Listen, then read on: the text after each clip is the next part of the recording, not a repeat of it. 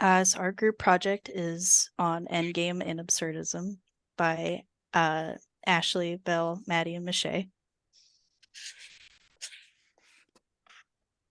So Camus and Beckett.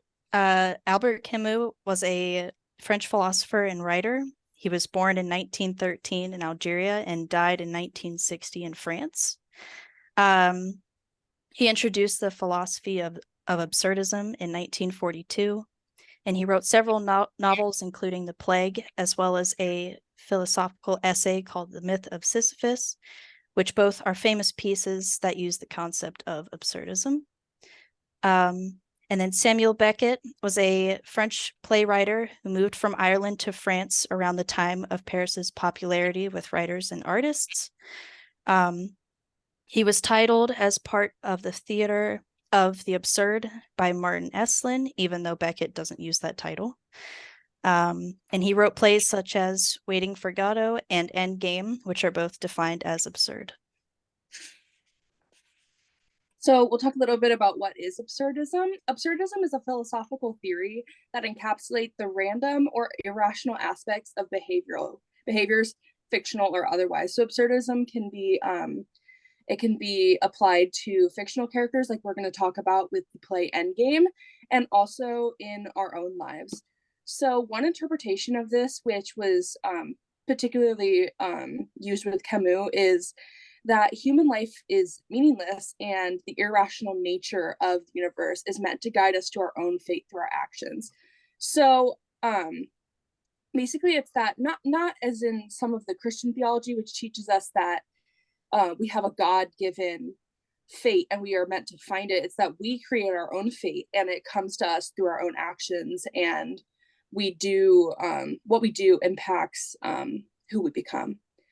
While we often search for meaning in the universe, it's not inherent in the state of things, meaning that we give things purpose, which I think is really special. And it means that we can create or take away purpose by our own means.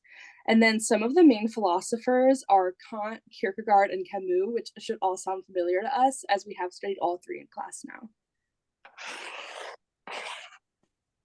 Okay, so Camus comes up with the theory of absurdism, and in that he comes up with the idea of being an absurd hero. This was first presented in The Myth of Sisyphus, which is one of his philosophical essays. The idea of an absurd hero is someone who accepts that there is no meaning to life, but chooses to live on in the face of it.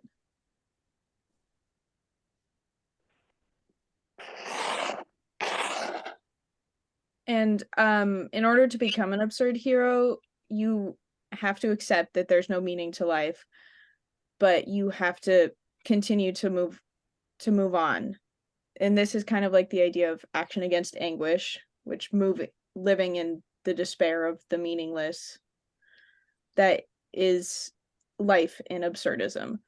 A big way that I feel like we could apply this is with COVID-19. A lot of people felt like life had no meaning. It was purposeless. It was repetitive. And like we just had this like sense of hopelessness that life would never be the same. And I feel like in a way a lot of us like turned out as a type of absurd hero just because we all had to power through and live through it.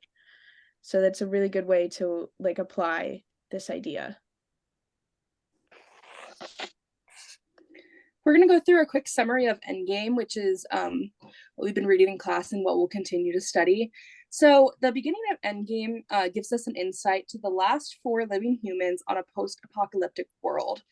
It actually begins in a house where we see a man in a wheelchair covered by a sheet and then 2 ash bins off to the side, which contain his parents Nell and Nag, and their family servant Clov.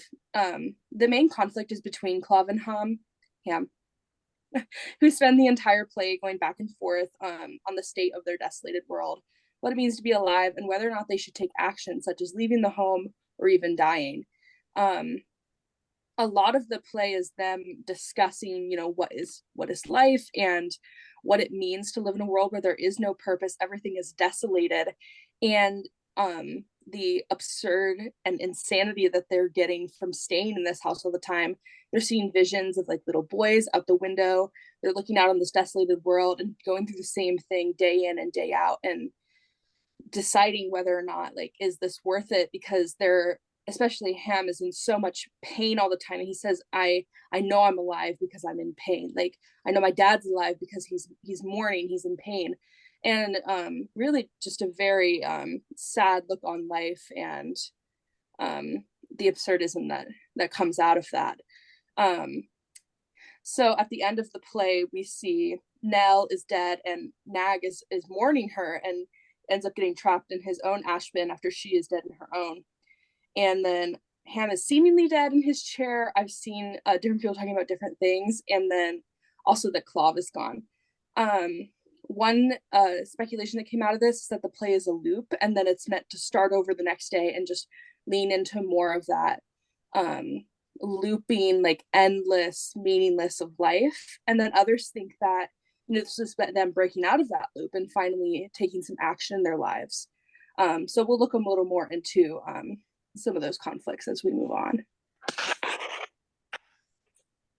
So the main characters that we talk about in this presentation specifically are Ham and Clove. So Ham is an older man. He is blind. He cannot move. So, but he still controls pretty much everything that happens in the play. He's like almost the main character, even though it focuses on pretty much everyone. But he's kind of, many would say he's like the king of the chess game. So going off of like what Ashley said, Ham's greatest fear is that life is cyclical and it's repetitive, and that's what he talks about a lot with Clove. And his actions are constantly contradictory, and he just shows a lot of fear and pain and upset, whereas Clove is more representative of like the sadness of the world. Like his personality seems to represent like loss in this world more. Many interpret him as someone who has possibly lost someone during whatever happened to this world to create it this way. And so he kind of retains more of his humanity compared to the rest of the characters. And part of their conflict is that he differs in his belief and does not fear that the repetitiveness of life. And he is actually he's the only character that leaves the house. And together they're kind of like this dependent pair. Ham needs Clove to function because he can't move and he can't see, and Clove does not really want to be alone, so he stays with them despite their differences and despite the fact that he's kind of like a servant. And a lot of people see like Ham as almost a father figure to Clove in a lot of ways, but that's not really confirmed in the play. And both question a lot why they stay with each other.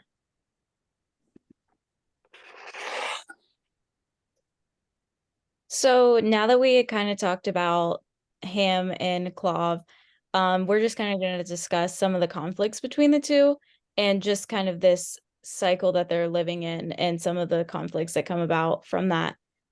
Physical dependency, as stated before, Ham is blind and a feeble man who relies on Clove to take care of him. The repetitive routine of taking care of Ham leads to the emotional and physical strain on Clove. And it also creates a power dynamic between the two.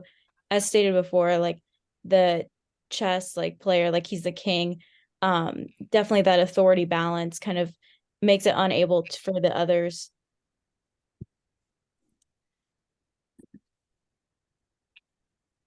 Okay, so this also creates a power dynamic between the two.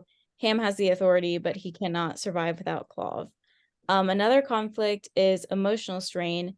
Ham constantly wants Clove's attention and expects Clove to take care of him at all times. Clove expresses his frustration and wants to leave, but he feels like he can't. Clove experiences an internal emotional battle of choosing between staying or leaving. Another conflict is the want for freedom and also the fear of the unknown. Clove expresses his desire to leave, but he cannot leave due to the fear of not knowing what's outside of his regular routine.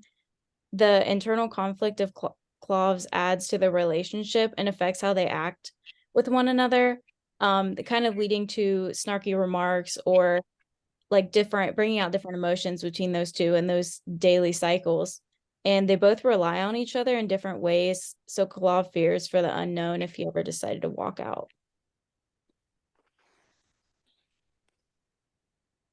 So was there a winner between Ham and Clove? In the Endgame, between Ham and Clove, there is no clear winner of the two, in my opinion. Both Ham and Clove rely on each other to exist in their absurd, hopelessness world. Even though the two exchange sarcastic or rude remarks, they need each other for different reasons. Clove, even though he is physically able, he is psychologically stuck with him, with his fear of the unknown. Ham, on the other hand, relies on Clove to take care of him physically.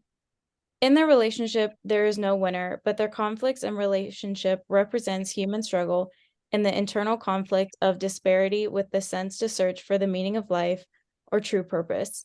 But due to the absurdity of the play, the audience finds that there is no clear winner based off the actions of Ham or Clove.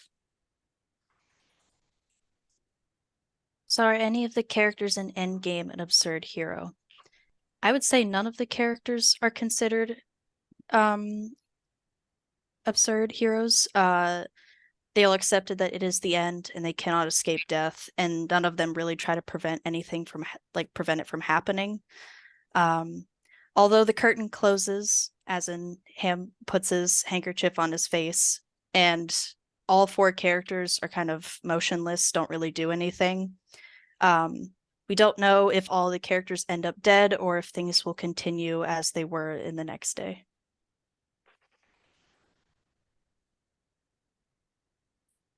So these are just our references. Thank you for watching the video. I hope that you learned some more about the play.